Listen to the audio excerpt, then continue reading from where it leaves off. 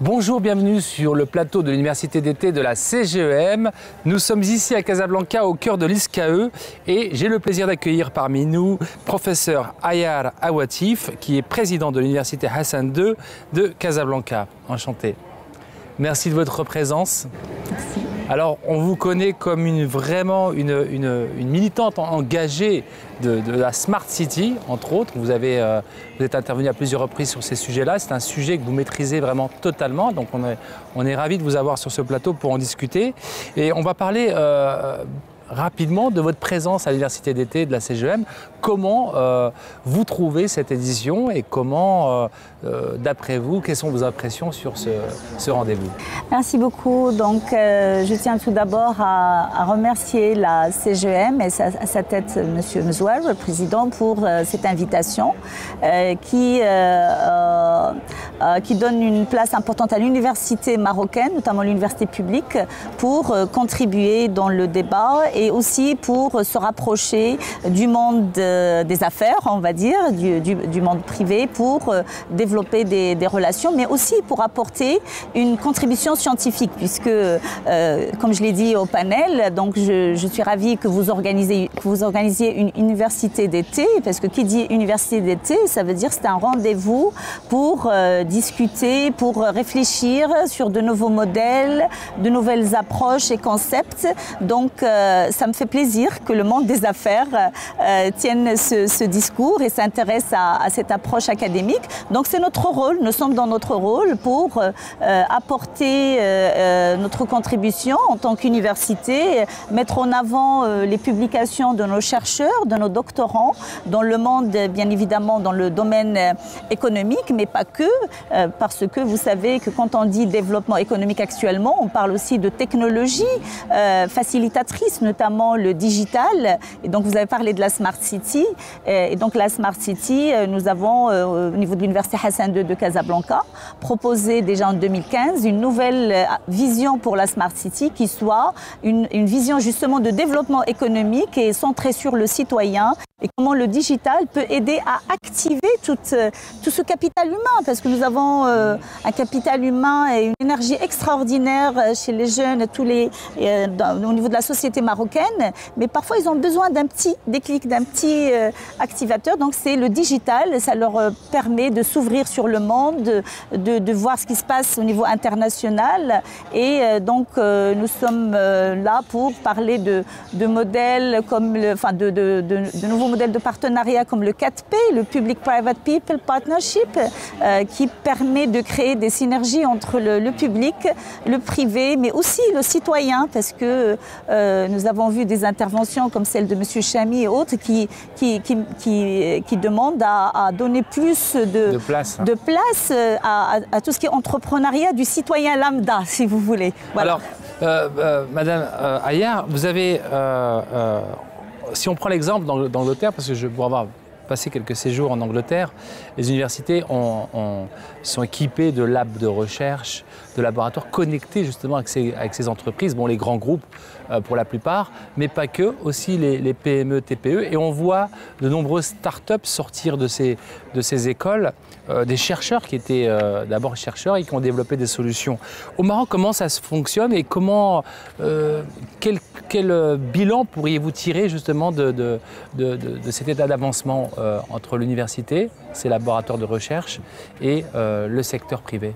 Très bien, donc nous avons beaucoup de formations, si vous voulez, en entrepreneuriat. Nous avons des laboratoires de recherche, des innovations qui se font dans ces labos. Je peux citer par exemple un projet que j'ai eu l'honneur de défendre et de présenter hier au Solar Decathlon Africa, qui est un événement mondial d'innovation au niveau du bâtiment solaire et écologique. Et nous avons une équipe de l'Université Hassan II de Casablanca qui présente le projet EcoDar, qui est totalement conçu par des étudiants de A jusqu'à Z. Donc il y a l'Université Hassan II avec nos partenaires, l'Université Mohamed V de Rabat, l'Université Ibn Tufayl, mais aussi des universités mondiales, notamment en Afrique, l'Université de Ouagadougou et un centre de recherche sur les matériaux de la Terre donc au Mali, mais aussi l'Université de Seattle aux États-Unis, l'Université Paris-Est, Marne-la-Vallée en France et l'Université d'Avina Shillingham en Inde. Donc ça, ce sont des innovations, si vous voulez, qui existent existe, mais ce que nous essayons de faire dans la nouvelle vision que nous proposons pour l'université, c'est de créer un cadre qui associe toutes ces initiatives et qui les fédère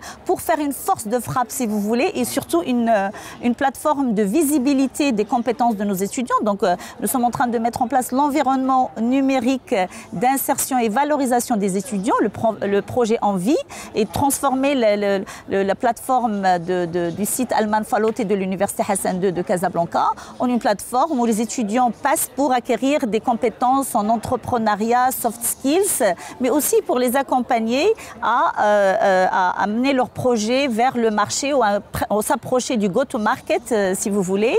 Et donc cette plateforme, elle est opérationnelle, si vous voulez, grâce à une plateforme virtuelle dans laquelle tous nos étudiants, nous allons proposer à tous les étudiants de l'Université Hassan II, quand ils rentrent à l'université, de s'inscrire sur la plateforme. Ça fera partie du package, si vous voulez, inscription, pour mettre en avant leurs compétences. C'est-à-dire au début, il rentre à l'université, l'étudiant peut-être, il sait juste créer un site web. Et donc il le met. Au fur et à mesure que son portfolio s'enrichit, eh bien, il met par exemple l'analyse de données, le cloud. Et donc c'est là où j'interpelle la CGEM et les acteurs privés. C'est pour soumettre par exemple des appels d'offres ou à projets pour que nos étudiants puissent répondre à ces demandes, que ce soit de la TPE, de la PME ou des grands groupes ou même des associations, si vous voulez. Et c'est possible maintenant grâce au statut Salim, qui est le statut, la structuration et l'accompagnement de l'entrepreneuriat de l'étudiant. Donc nos étudiants peuvent maintenant, on va dire, facturer donc, des prestations, ce qui est extraordinaire parce que ça met tout de suite l'étudiant dès sa rentrée à l'université, ça le met dans le monde de l'entrepreneuriat, de la valorisation de ses compétences, mais en même temps, au fur et à mesure qu'il acquiert des formations, des diplômes et qu'il avance dans sa recherche pour les doctorants, eh bien, il a d'autres compétences qu'il peut mettre en avant et ça lui permet de, comme je viens de dire, de contracter. C'est ça le plus important, c'est de passer à l'acte. Professeur Ayar, je voulais vous interpeller aussi sur le sujet des Smart Cities. Bon, on sait que le Maroc est en train les villes grandissent de plus en plus, hein, et c'est un sujet d'actualité aussi en Afrique. Est-ce qu'aujourd'hui, nous sommes prêts à affronter cette transformation des villes en développant des nouvelles technologies, ou est-ce qu'il faudra accueillir ces nouvelles technologies d'ailleurs pour pouvoir les implanter et faciliter la vie des habitants dans les grandes villes? Très bien. Moi je dirais non seulement nous sommes prêts, mais je dirais c'est notre chance. La Smart City est une des chances du Maroc et des pays en développement, on va dire, pour justement activer cette capacité, ce potentiel humain qu'ils ont, pour qu'ils puissent accéder ou faire partie, pourquoi pas, donc, des pays avancés. Et donc, dans ce sens, je signale que Casablanca, la ville de Casablanca, a été choisie en 2015 par une organisation mondiale internationale, qui est l'organisation I3E, comme étant une ville porteuse d'un projet Smart City innovant. Alors c'était quoi notre innovation? En 2015, on était 2 dans le monde à être sélectionnés, Casablanca et Kansas City. Donc où se trouve notre innovation? C'est l'innovation sociale. C'est-à-dire nous avons proposé un modèle qui est un modèle frugal social de la Smart City, c'est-à-dire capitaliser sur nos propres forces, la R&D dans les universités, les start-up marocaines, l'innovation donc entre l'université et le monde des affaires, et avec la société civile. C'est le modèle dont j'ai parlé, le 4P. Et donc, ce nouveau modèle axé sur le citoyen. C'est-à-dire qu'il ne faut pas que la Smart City soit juste une ville connectée. Et 99% des gens sont... Bien sûr, n'ont pas accès. N'ont pas accès. Il ne faut pas qu'elle soit élitiste, il faut qu'elle soit accessible à tout le monde. Il faut que l'informel puisse bénéficier du digital pour devenir formel. Il faut que les petites associations puissent vendre leurs produits à l'international. Tout ça, c'est possible. Ça ne demande qu'une petite couche du digital qui va permettre à tout ce potentiel de s'ouvrir et d'être visible à l'international. Donc cette orientation sociale et frugale de la Smart City, nous a donné la chance, et je dirais l'honneur, honneur d'avoir ce prix mondial en 2015. Et pour récompenser cette innovation et cette contribution de Casablanca et de l'Université Hassan II et tous les travaux que nous avons fait par la suite, le projet Al-Qaria Dakia, Idouar, le projet Ecodar du bâtiment intelligent que j'ai cité, qui a été sélectionné Solar Decathlon Africa et d'autres et d'autres. Donc pour cela, nous avons été choisis cette année par justement I3E pour organiser leur flagship conference, donc la plus grande conférence scientifique au monde des Smart Cities. Elle sera organisée à Casablanca du 14 au 17 octobre. Le 14, c'est une journée Afrique et à partir de 15, nous avons l'ouverture mondiale, enfin l'ouverture de la conférence mondiale avec des intervenants de très grande qualité scientifique et des débats aussi avec le monde socio-économique, notamment la CGM. Et je profite de cette occasion pour remercier la CGM pour son partenariat et son soutien à l'université, puisque nous avons un panel donc le 15